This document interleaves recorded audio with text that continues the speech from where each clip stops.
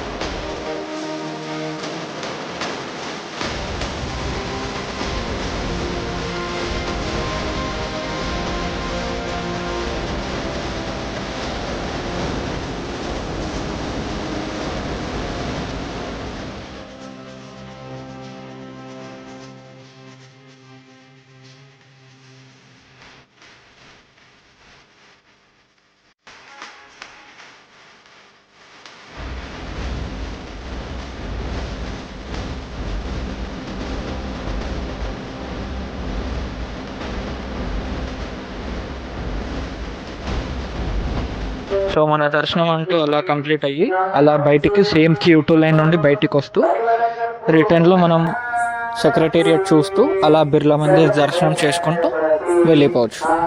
Thank you.